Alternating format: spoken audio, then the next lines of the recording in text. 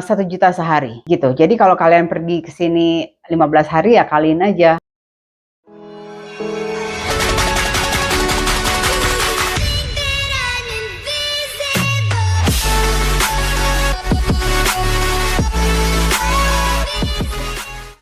Halo, kembali lagi di channel gue, Tita V.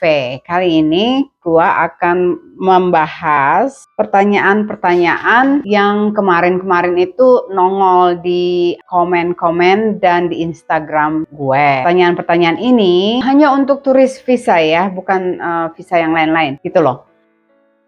Nah, salah satunya adalah berapa jumlah uang yang dibawa ke Australia? Jawabnya, kalau bisa 1 hari itu hitungannya $50 minimum. Itu di luar dari tiket dan akomodasi. $50. Kalau mau save-nya 1 juta sehari gitu. Jadi kalau kalian pergi ke sini 15 hari ya kaliin aja. 1 orang kali 15 hari. Kalau berdua ya hitungannya 2. Kalau bawa anak lain lagi.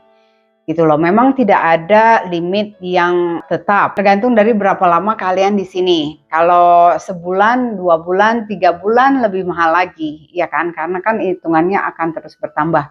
Begitu. Terus kalau tidak ada uang di tabungan bagaimana, Kak? Kalau kamu datang ke sini tidak ada uang di tabungan, misalnya kamu datang ke sini sama siapa? Sama orang tua. Misalnya, berarti kan orang tua yang akan menunjukkan buku tabungan 3 bulan terakhir dan slip gaji kalau memang mereka ada slip gaji. Kalau mereka pengusaha itu akan ada bank statement ke rekening yang menunjukkan orang tua kalian itu punya income yang masuk dalam beberapa bulan ini gitu. Memang harus dilihat bagaimana kalian akan menghidupi diri kalian selama liburan di Australia begitu. Kemarin jujur ya ada satu orang yang tanya saya tentang all the detail tentang syarat-syarat untuk datang ke Australia. Dia apply-nya online. Dia baru apply, baru submit dalam hitungan jam udah langsung di granted visanya. Hebat nggak? Itu rekor tuh. Saya baru pernah dengar ini actually sekali ini. Mungkin karena orang ini benar-benar sudah persiapkan semua dokumen-dokumen sebelum dia apply. Jadi memang saya sarankan sebelum kalian kalau mau apply online harus disiapkan semua persyaratannya yang memang tersedia di video saya. Waktu kalian submit itu kalian sudah punya semua persyaratan yang dibutuhkan. Terus ada lagi pertanyaan, kalau rekening kecil tapi dapat full sponsor dari PR di Australia, bagaimana, Kak? Maksudnya PR ini adalah permanent resident di Australia. Terus untuk bagian select the stream the applicant is applying for, ini untuk yang online ya. Itu pilih yang sponsored family stream atau tourist stream. Kalau kalian datang ke sini, misalnya ada yang punya pacar di sini atau tunangan, berarti pakai tourist stream. Nah, tourist stream ini kalian boleh mengunjungi teman, saudara, dan turis jalan-jalan maksudnya gitu. Nah, kalau kalian tidak ada hubungan keluarga. Nah, kalau sponsor family stream ini khusus untuk yang sponsornya ada ikatan keluarga dan bisa dibuktikan lewat kakak keluarga begitu. Kalau tidak ada, nggak bisa. Harus pakai yang tourist stream ya, bukan yang family. Selanjutnya, visa saya di reject dengan alasan aku nggak kerja. Mereka khawatir aku cari kerja di sana pakai turis visa.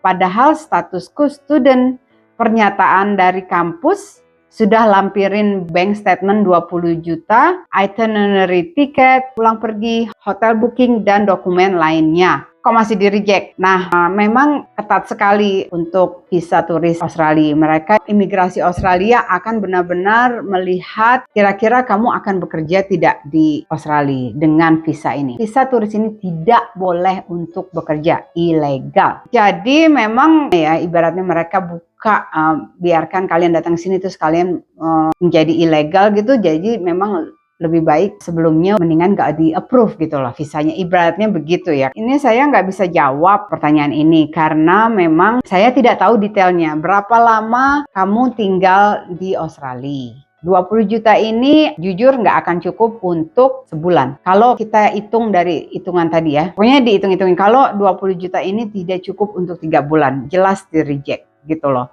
Dan walaupun udah ada itinerary, tiket, hotel pulang pergi, dan terangan kalau masih sekolah, kalau memang ternyata duit ini 20 juta ini tidak cukup. Itu sih menurut saya. Kan memang standarnya pemerintah Australia menginginkan at least 5.000 untuk 3 bulan. 5.000 itu berarti 50 juta. Misalnya anak ini ada 50 juta untuk 3 bulan, kemungkinan lolos. Tapi karena dilihat cuma 20 juta dan apply-nya 3 bulan, jelas nggak cukup gitu loh. Oke, selanjutnya, misal kita di Aussie itu hanya sekitar seminggu saja. Apakah wajib minimal 50 juta di saldo rekening kita? Enggak juga. $50 ini minimum kali berapa lama kalian di sini. Kalau hanya seminggu, let's say 7 hari ya, 7 kali 50, berarti 353.500. Itu hanya untuk uang saku. Itu di luar dari tiket bolak-balik dan akomodasi selama kalian di sini. Hotel di sini nggak murah menurut saya. Ada sih yang murah, backpacker gitu ya, yang kamar mandinya bareng. Ibaratnya backpacker itu kayak kos-kosan gitu deh, kamar, terus kamar mandinya bareng-bareng gitu, kitchennya juga bareng-bareng. Nah itu ada murah, tapi memang itu harus di-exclude dari uang yang kalian bawa, uang pocket itu. Kalau bisa 1 juta satu hari itu lebih safe.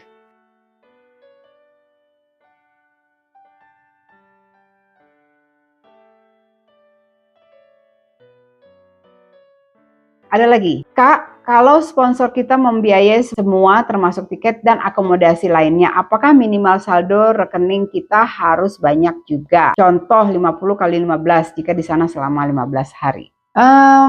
Kalau sponsor memang sudah menjamin financial expenses dan akomodasi termasuk tiket, berarti si sponsor inilah yang harus menunjukkan slip gaji mereka dan bank statement. Jadi kalian memang tidak perlu ada uang di saku. Seperti mama saya datang ke sini.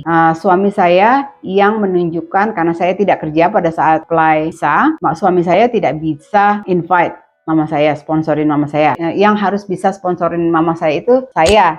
Tapi karena saya tidak bekerja, saya tidak bisa menunjukkan rekening bank karena nggak ada duitnya gitu kan. Terus nggak ada slip gaji juga. Jadi suami harus menunjukkan slip gajinya dia, di bank statementnya harus dikasih lihat juga kalau ada uang masuk dan keluar. Gitu loh. Dan memang yang jelas imigrasi itu mau lihat kalau kita bisa menghidupi kita dan mama saya selama dia di sini. Akomodasi dan keuangan. Dan dia jalan-jalan makan semua kan kita yang tanggung. Mama saya datang ke sini nggak bawa uang apa-apa gitu loh ibaratnya. Karena memang semuanya kita yang tanggung. Jadi memang nggak perlu menunjukkan uang. Lanjutnya, saya berencana apply visa turis. Apakah bisa nanti kalau sudah di Aussie bisa apply visa student? Ini ada beberapa orang yang tanya pertanyaan yang sama. Jawabnya bisa sekali. Justru memang bagusnya kalian itu datang ke sini. Kan kalau kalian mau study di sini, kalian bingung mau study apa gitu kan. Apa sih kursus-kursus di sini atau universitas di sini? Kalian kan nggak ada gambaran. Saya nanti akan ada video untuk menjelaskan beberapa tahapan-tahapan study di Australia. Kalian bisa ambil. Jadi kalian tidak harus lanjutkan ke S2 gitu. Misalnya yang sudah S1 di Indonesia atau sekolah langsung ke university. Karena memang jujur mahal sekali biayanya, apalagi untuk international student. Yang orang tuanya punya banyak duit silahkan, tapi kalau yang tidak, kalian bisa ambil kursus-kursus itu loh. Kursus-kursus ini per 3 bulan. Nanti akan saya jelaskan lebih panjang di video saya selanjutnya. Jawabnya adalah bisa sekali. Jadi kalian bisa datang ke sini untuk jadi turis dan cek beberapa tempat-tempat sekolah di Australia. Dan kalian kalau sudah mantap dan tahu mau study di subjek apa, misalnya PR, misalnya admin, misalnya accounting. Nah, kalian cari kursus-kursus di sini atau sekolah. Dan setelah itu kalian harus mendaftarkan diri. Setelah dari situ baru kalian bisa ke agen dan bilang saya sudah enroll di sini, saya mau pindah ke student visa. Kalau sudah ke student visa, kalian boleh bekerja. Kalau turis, kalian tidak boleh bekerja. Selanjutnya, pertanyaan ini saya dapat banyak sekali di Instagram dan di komen. Ditanya, kakak, kalau namanya cuma ada nama depan saja, satu suku kata, itu gimana? Sedangkan kalau di Australia itu kita menjawab 2 kolom lah minimum, 3 kalau ada middle name. Jadi nama, middle name, family name. Nah kalau nggak ada yang namanya cuma satu kata, bagaimana? Di kolom nama kalian tulis XXX, kan tulis nama saya di kolom family name, Tita. Nah, di nama ini saya tulis XXX. Imigrasi Australia udah tahu artinya XXX itu berarti kamu cuma punya satu kata. Lanjut, bisakah teman saya buatkan visa application? Jawabannya bisa. Ini tertulis di formulir turis visa. Ya, saya bukan ngada-ngada. Jadi memang pertanyaan-pertanyaan ini yang kalian sudah tanya ini sudah saya Google dan saya pelajari dari websitenya. Ya, dia berfoto di depan itu. Oke, maaf ada kucing gangguin. Karena memang di website ditulis dan juga di formulir turis visa itu ada tulisannya, pelamar bisa menunjuk immigration agent, lawyer, atau orang lain untuk menerima koresponden surat-surat atas nama mereka. Kalau kalian mau bikin visa online tapi tidak bisa bahasa Inggris, jadi bisa teman kalian yang bikinkan untuk koresponden itu ya. Tapi bukan berarti teman kalian itu yang menyiapkan surat-surat dan lain-lain dan memutuskan bisa atau tidak, bisa itu di approve atau tidak. Dia cuma membantu berkoresponden untuk suratan. Ada lagi, Kak mau tanya nih, kalau apply visa turis Australia dari Jepang bisa nggak? Bisa lah, dari mana aja bisa ya kan, dari Europe, dari Indonesia, dari seluruh dunia. Dokumen yang lengkap dan meyakinkan apa aja sih Kak? Coba ya cek video-video saya sebelumnya tentang persyaratan untuk apply turis visa. Jadi saya nggak usah jelaskan lagi di sini. Dokumen-dokumen itu yang saya bisa jelaskan sekarang adalah misalnya surat keterangan bekerja. Itu harus kalau kalian bekerja. Dan di surat keterangan bekerja itu ditulis, saya bekerja di perusahaan ini. Yang buat perusahaan kamu ya, dalam bahasa Inggris kalau bisa. Ada yang bilang, bisa atau tidak dalam bahasa Indonesia. Ya sebenarnya kalau kalian apply di Indonesia, kemungkinan bisa. Karena kan orang imigrasi Australia yang di Indonesia, kebanyakan orang Indonesia. Jadi memang mereka bisa bahasa Indonesia, bisa membaca surat keterangan kerja kamu. Tapi kalau apply-nya dari negara lain selain Indonesia, kalau bisa bahasa Inggris gitu. Dokumennya misalnya surat keterangan bekerja. Misalnya saya ya, Tita Febri Sari bekerja di perusahaan renang dari tanggal segini dan masih bekerja sampai tanggal ini. Sekarang lagi liburan dan setelah dia liburan akan pulang kembali kerja, masuk kerja tanggal segini. Ditulis tanggal kembali bekerja. Jadi untuk menunjukkan pihak imigrasi Australia kalau kalian itu tidak datang ke Australia untuk menjadi pekerja ilegal dan akan kembali bekerja ke Indonesia. Terus surat itinerary, penting atau enggak Kak? Ya kalau bisa ada. Kalau ada pun benar-benar membuktikan pihak Australia kalau kalian itu akan benar-benar udah ada planning. Untuk info, kemarin orang yang memang baru apply terus langsung di approve, 2 jam, 3 jam sebelum dia di approve, sebelum submit, dia itu tanya dengan saya contoh itinerary seperti apa. Saya kirimin, sebenarnya banyak di Google. Kalian klik itinerary turis Australia, banyak contohnya. Kalian bisa bikin sendiri dari situ. Nah saya kirimkan ke dia dan dia mungkin bikin itu. Benar-benar hebat deh pokoknya, baru di submit langsung di approve. Hebat nggak tuh? Nah begitu maksudnya kalau kalian memang siapkan dokumen sebelumnya. Terus ada lagi, Kak apakah semua dokumen harus ditranslate ke bahasa Inggris? Di IMI ada ditulis dokumen non-English harus ditranslate dan di-scan keduanya. Jawabnya benar, karena kalau kalian apply lewat imi.gov.au berarti itu website Australia. Dan berarti yang menerima surat-surat kalian adalah orang Australia langsung. Kalau kalian tidak translate, gimana mereka bacanya gitu. Nah, saya bilang kalau kalian apply-nya di Indonesia, hanya apply di Indonesia, kemungkinan bisa surat-menyurat tidak bahasa Inggris. Ada lagi nih ya. Halo Kak, saya asli Malaysia. Mau tanya, jika saya sudah bikin paspor yang baru, itu kan bersih, nggak ada mana-mana cop visa dari negara luar. Akan tetapi paspor saya yang lama, maksudnya yang sebelum ini, itu kan sudah kepotong kalau bikin paspor baru. Dan juga di dalam itu masih punya cop negara lain, sah laku hingga 3 bulan ke depannya. Apakah lampiran ini wajib saya lampirkan dalam dokumen yang dipinta? Karena cop visa itu adanya di paspor lama, bukan baru. Apa itu diterima? Karena di situ ada pinta cop visa keluar masuk dalam waktu 12 bulan. Gimana Kak? Jawabannya iya, harus di-scan dan dilampirkan. Yang paspor lama, yang paspor baru. Untuk si imigrasi tahu kalau kalian itu pernah ke luar negeri dan gimana-gimana. Ya,